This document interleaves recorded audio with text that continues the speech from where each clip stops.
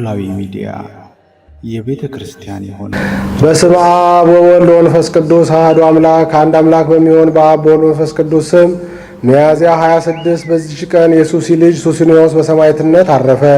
ይህም የከሃዲው ዲዮቅልጥያኖስ ወዳጁ ነበረ። የእግዚአብሔር መልአክም ተገለጠለትና ሰማዕት እንደሚሆን ነገረው። ይህም ነገር በልቡ አደረ። ከዚህ በኋላ አምልኮ ጣዖትን እንዲያስፋፉና እንዲያድሱ ከሹመት ደብዳቤ ጋር ንጉሡ ወደ ኒቆምድያ ላከው። ቅዱሱም አይቶ እጅግ አዘነ። ከዚህም ወደ እርሱ አንድ ቄስ አምጥቶ የክርስትናን ትምህርት ተምሮ ተጠመቀ። ከዚህ በኋላ ወደ አንጾኪያ ተመለሰ። ፍጥረቱ ልዩ የሆነ ልጅን ወልዳ እህቱን አገኛት።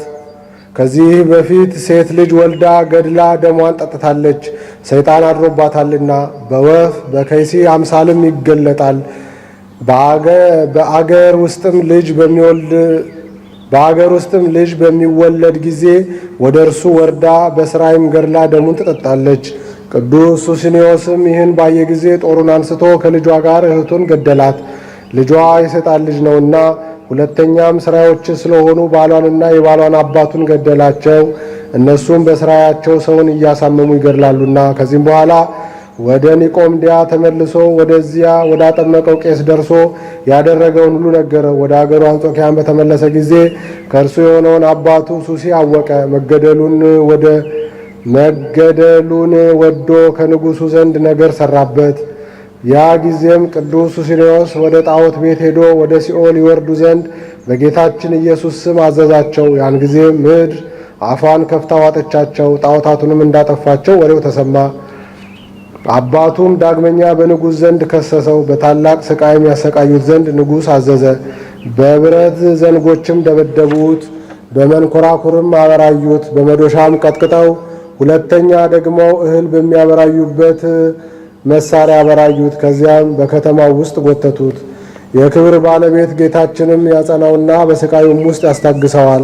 ከቁስሉ የሚፈውሰውን መልአኩን ልኮ ያለምንም ጉዳት አነሳው። ብዙ ሰዎችም አይተው በክብር ባለቤት ጌታችን ኢየሱስ ክርስቶስ አምነው በእሱ ምክንያተ ሰማዕታት ሆኑ።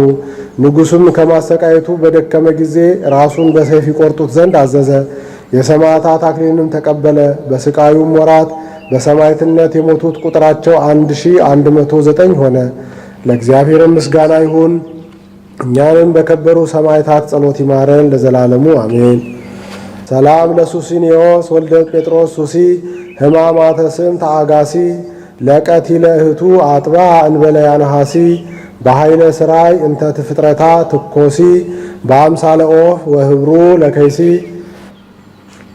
በዚህች ቀን የጠራቢ ልጅ ቅዱስ ዮሐንስ በሰማዕትነት አረፈ። ይህም ቅዱስ ከነነዌ አገር ነው። አባቱ ጣዖትን የሚጠርብና የሚያመልክ ነው። እናቱ ግን ክርስቲያናዊት ናት። ልጅ ባጣች ጊዜ ወደ እግዚአብሔር ለመነች። ጌታም ልመናዋን ተቀብሎ ይህን የተባረከ ልጅ ሰጣት። ስሙንም በስውር ዮሐንስ ብላ ጠራቸው። 8 ዓመትም በሆነው ጊዜ የጠረበውን ጣዖት እየሸጠለት አባቱን ያገለግል ነበር። በአንዲትም ዕለት ጣዖቱን ሊሸጥ ሲሄድ የእግዚአብሔር መልአክ ተገናኘውና ጣዖት የሰይጣን ማደሪያ እንደሆነ ነገረው። ጣዖቱን ከእጁ እንዲጥለው አዘዘው። በክብር ባለቤት በክርስቶስ ማመንን አስተማረው። ወደ አባቱም በተመለሰ ጊዜ ሰማይና ምድርን በውስጣቸውም ያለውን ሁሉ ከፈጠረ ከክብር ባለቤት ጌታ ኢየሱስ ክርስቶስ በቀር ሌላ አምላክ የለም፣ እኔ ለሰው ልጅ ሥራ አልሰግድም አለው። አባቱም ሰምቶ በእስር ቤት አሰረው። እናቱም መታ በክብር ባለቤት ክርስቶስ ስም ደሙን ያፈስ ዘንድ አጸናችው። ከዚህም በኋላ በነገራቸው ሊሸነግሉት የአገር ሰዎች መጥተው የአባትህን አምላኮች ለምን ተው ካሉት፣ እሱም እኔ የሰው ልጅ ለሠራቸው ጣዖቶች አልሰግድም፣ እነሱ የርኩሳን አጋንንት ማደሪያዎች ናቸውና አላቸው።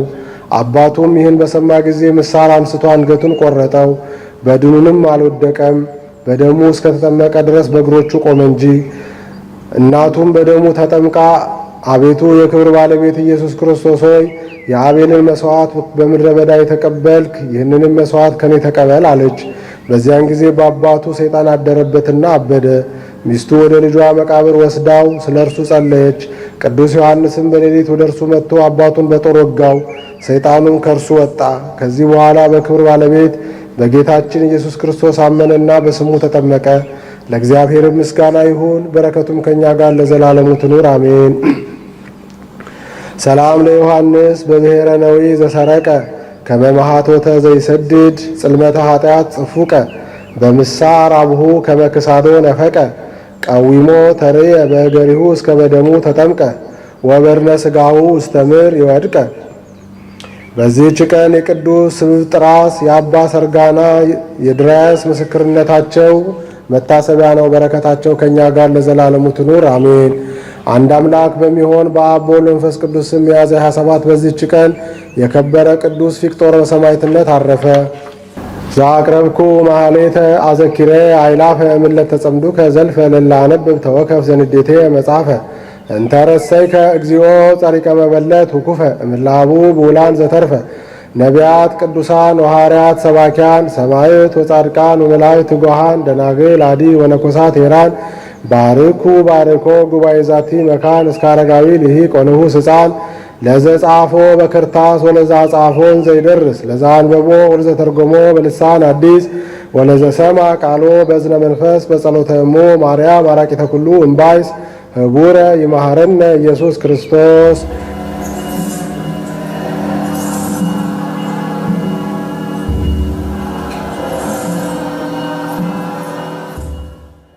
ኖላዊ ሚዲያ የቤተ ክርስቲያን የሆነውን ብቻ